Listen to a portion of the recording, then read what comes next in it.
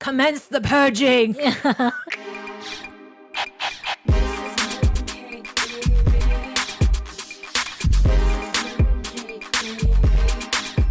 think at the end of the day, you know, we're all just trying to connect with somebody, and hopefully, you know, as long as I keep on doing what I'm doing and opening myself to new experiences and new people, that I find my, you know, like you found your Joseph, you know, and you found your husband and everything. But it's kind of crazy because you guys went through so much together, you know, And we're still learning, which I would love to talk about. Like I told you, since the last time we did a recording, it was just kind of like, I know I don't have a lot of stuff in here, but things get lost still. So me and Joseph, I decided that we need to purge. Commence the purging.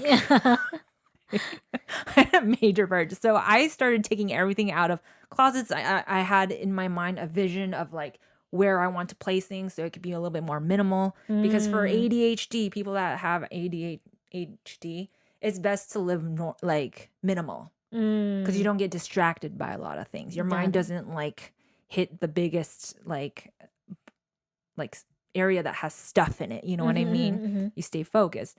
So I started purging everything from all of the drawers and stuff. And I just put it on the sofa.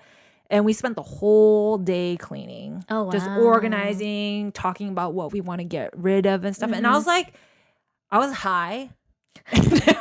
I'm high now. And I was high then because we found our vaporizer and we're like, cool, man. And he was like, and then I was like, I found weed. And then I was like, I found more weed. And then we found a bunch of other drugs, like everything. Oh, wow. And then I was like labeling. I was like, here. I was like, Joseph, what's this? He said sassafras. Oh, sassafras. He was like, what's this? And it's like, it's moon rocks. And I'm like, moon rocks. I was like, we had like a bunch of stuff and I kept on labeling everything. And it just came to me that at that moment, I was like, this is a really good exercises for couples. It helps with communication. Yeah. Patience. Like it just to able to agree or like tell the other person, communicate with the other person how they're feeling about a certain item and stuff. It's a productive thing. It's a productive thing. And I was like, wow, this is a really easy and free exercise you can do with your partner. It can be hard for some people though. Me and Joseph, it took us 15 years. Yeah. So in the beginning of the 15 years, he wouldn't let go of anything. We would argue all the time. But over the years, we kept on doing that practice. But it just recently when I did it, it came to my head like, oh, this is a good couples because we learned a lot about ourselves doing over the past 15 years. Got it. So I would say like, hey, couples out there, try it out. Try it out, man. See if you guys can do it without killing each other. Yeah. Oh my gosh. No, it looks great in here. Like I just noticed. Right? I'm like better energy. Yeah. Better energy. You know, it's just more. It's just. I mean, your place is already clean, but it's just like less stuff. So it's like less distraction, I guess. Yeah. I just want to go all minimal. So yeah, if you guys have ADHD, like try going minimal and don't like just give your stuff away. Sell it on Mercari or something like that. But I'm glad you feel like better energy in there. Yeah, it's nice. It's really nice, and the fact that you and Joseph did it together. That's nice. It is very nice. It was fun. You just put some music on too. Music really helps. And I really enjoy that. And it kind of gauges like how you guys are doing. Like over the years, did you guys progress in your communication? Kind of like showcases it or something. Yeah. Like how are we doing? Yeah, no, that's again the fact that like you guys can agree on something and you can like work towards something. That is a great exercise. Yeah. Because again, I know a lot of people who just like dudes especially like, nah, I don't want to fucking organize and clean up shit. Like, yeah. You can do that, Liz, by yourself. Yeah. No, not in this fucking house. Not in this house. No. I think organizing is like a really helpful skill. It's not like, yeah, it's tough and stuff, but like it helps you problem solve. You know, it's a great like mental exercise. Yeah. Yeah, it really is. I think because you have to cognitively think like, where do I want to place this? Where's the best place for this to be placed? What's the most logical place to place this? Is it easy for me to grab it? Like it's all these like different questions you have to ask yourself. Yeah, I need to. I definitely need to organize my closet and everything. Just go through it. I feel inspired though, hearing your story and like looking at the place and like that's what I need to do. Just like, and I have time. Like, well, once this week passes, I'll have time to just like, you know, just purge. Yeah, honestly, what I learned in class recently, or reminded me again, is simplicity is it brings out the best in whatever. You can focus better. Yeah, and you know from like, you know, being a videographer, director, like less is more, right? Less is more, and I think that also goes for everything else. Like, less is more. No, it's it definitely like just declutters everything and just gives you a better clean it like just environment and just helps you focus. And I think that's, you know, when your place is a mess or something, it's really hard to feel productive when you're like, my place is a mess and like you can't do anything. So it's so important to maintain everything. I'm glad you did it. I noticed. So I was like, thank you. Nice. Thank you. I'm glad. But yeah, so how's everything like overall? How you feeling these days, Liz? How's good. I think overall good. I had to think. I really check in with myself. I think it's been really good. Because I know you had like some moments where you were stressed out and like everything, but I feel like these days you feel like as of lately, I think it's been pretty good. Of course, me and Joseph like had a big blowout not too long ago, but like I think it's crazy. Like sometimes you have to be so patient to see change. Like you can't always expect change from a partner like right away. Like it is a like a test of patience and stuff like that. Yeah. And I am very happy because I feel like we really made some crazy like progress. And like, yeah, I feel really good about that. Oh, that's good. Because it was hard. It was hard to go through this one phase because, you know, like both of us we didn't come from successful marriages. Communication is something that was like never really taught in the family or valued. So as we have that backing of being together for 15 years to push us through, like, hey, we already did 15 years. It's not 5 or 7, it's 15. So you guys, like, that 15 years is almost like manifesting itself into like a person saying, hey, no, kids, like, you guys been at it for 15 years. Like, there's no point in turning back now. You know what I mean? So you kind of have a feeling like you have to work it out and stuff. But I just want to say, like, all couples that seem like everything's perfect, like, it isn't. It isn't. Everyone comes with things that they need to work on and stuff. But I just feel hopeful, though. If you, as a whole person, like you feel like they're worth it, then you need to work at it. Don't just get divorced, which he tried to divorce me again, everyone. He tried. He said it. Which he's been trying to do for many, many years now. But yeah, you just have to, even when you guys are down dumps, you guys can revisit and talk about it and work through it. I'm just saying, like, if people think like, oh, just because we had a major argument, it doesn't mean that you should just give up on the relationship. Yeah. So I think that's what I was like, kind of like sad about.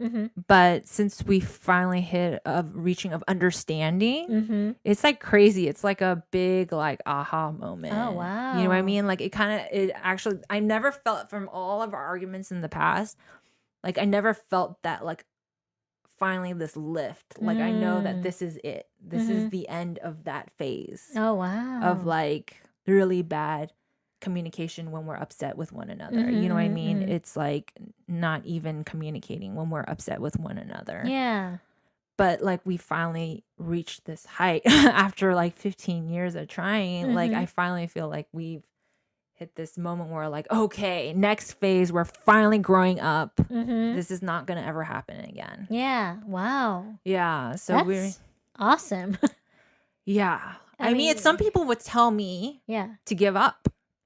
Right? And a lot of people would have told him to give up on me the first time I went to go strip or the first time I went on camp. You know, people would tell me like, just cut her. She's a loose girl. You know what I mean? And I was a loose, not loose down there.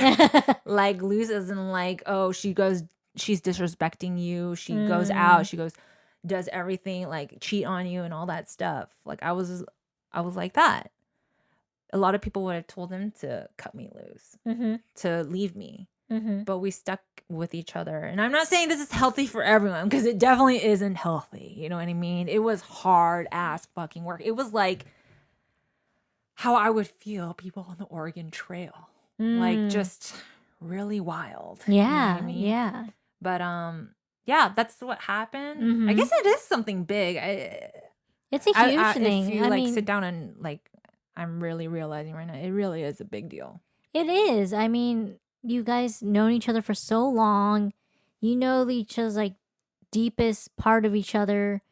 And, you know, the fact that you're still able to grow together. Yeah. After all these years and still able to like learn from each other.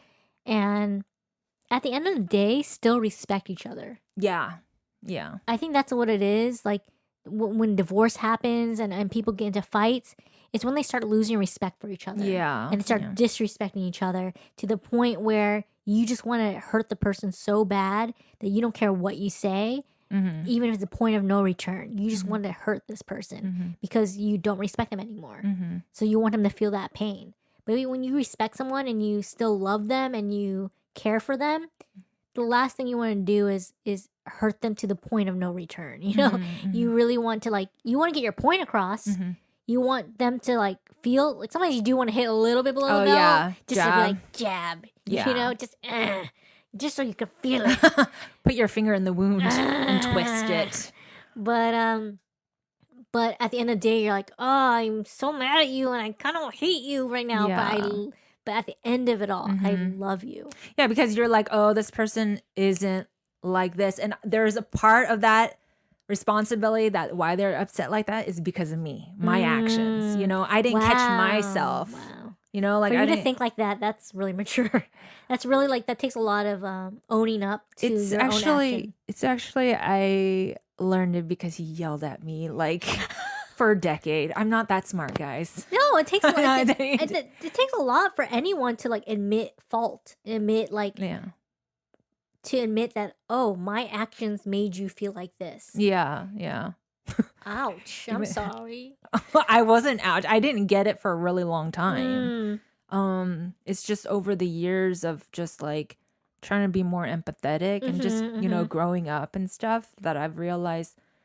And also watching those like love experiments, it made us really question our relationship. Like, what can we do better and stuff like that. But yeah, I was really stubborn. I didn't want to admit that I was the problem why he was being like that.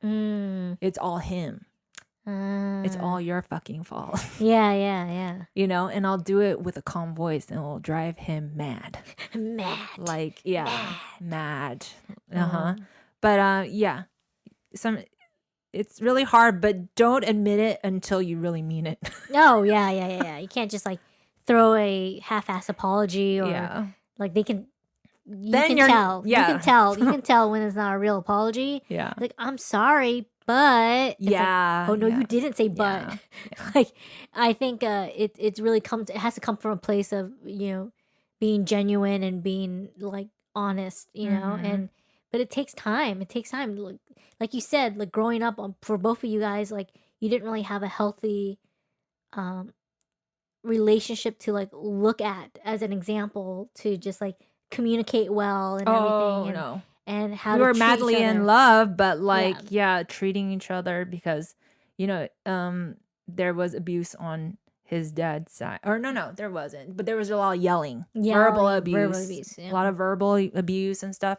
A lot of yelling. And my side, it was like everything was hush hush. And I think I saw my mom hit my dad with a frying pan over the head, but I don't remember. I don't know if it's from my imagination or not. I try to ask my mom, but like she never tells me the truth. And she'll tell me the truth at her own time, and it's so confusing. So in my head, I swear I saw my mom hit my dad over with the frying pan. I can believe that. So like communication was not that great. So like what examples do we have from TV? TV raised me and Joseph for sure. We were raised by the TV. And I think that's why we're getting so far. Yeah. It's because of the TV. That's a good thing. I mean, if you can learn from something from just like watching what other people are doing and like through the television or through like media, and you can learn something from that and take away from it and apply it to your own life, like by all means, go ahead. Nothing to be ashamed about. People say that TV rots your brain, like scientists and stuff. Like, but I think if you're watching certain programs that like directly benefit the way you think about your life and how to improve it and stuff, I don't think it's rotting your brain. But you shouldn't watch TV 24 hours a day. Yeah. But I don't think like 3 or 4 or 5 hours. 8 sometimes. 8 sometimes. Again, like as long as you're just finding things that stimulate you, but also you can learn from, is a bonus. It's always a bonus when you can educate yourself through what you're watching. Yeah. Because it's nice to learn from people's mistakes or learn from like, they're like, don't make the same mistake I made. And you're like, oh, thanks. Like I've been doing that, or like I haven't been doing that. I agree. Yeah. So it's like it's just nice to again like get that knowledge from, whether it's from TV, whether it's from a book. It doesn't matter as long as you're absorbing it. Yeah. However you're absorbing audio, just like everything. It's just whatever to do to like improve yourself. Like you're always trying to be like a better version than I was yesterday. Yeah. You know? And sure, there might be like a few steps back sometimes. Of course. You got to expect that. At least you try to move one step forward every so often, and just moving towards that. Like, just I think you're living proof of that. You're walking the walk. That's what they say. Yeah, I hope so. I hope so. Like, there's moments like where. Because I would have to call you out. I'd be like, Debbie, you aren't doing what you said. You're not doing it. It's true. Like. And that's why, like, it's good to, it's good when you can acknowledge, like, oh, I have, or someone else can call you out and just, like, keep you accountable when you're not walking the walk, or when you're not as happy as you could be. And I think it's all the matter of just, again, staying in tune with yourself and putting time in towards yourself. And again, like I've been on my own, like at least like without a partner for so many years. Again, I think when I do find that person, I think they're going to challenge me in a good way to help make me better. Yeah. Help me mature in a way that like I never thought I could, and become this person that I never thought I could be because of them just inspiring me and pushing me and challenging me in a good way. And that's why I'm excited to meet my person, and like and I'm open to it, so we'll see how that goes. Yeah, it's really interesting because you start seeing you mesh with the person, you know what I mean? Like you're start to see that you've going into another phase, and you're kind of taking his style into your own style. Like it kind of meshes, you know what I mean? Yeah. It's really interesting because I did not used to like look like this or dress like this or even think about like, like I had a very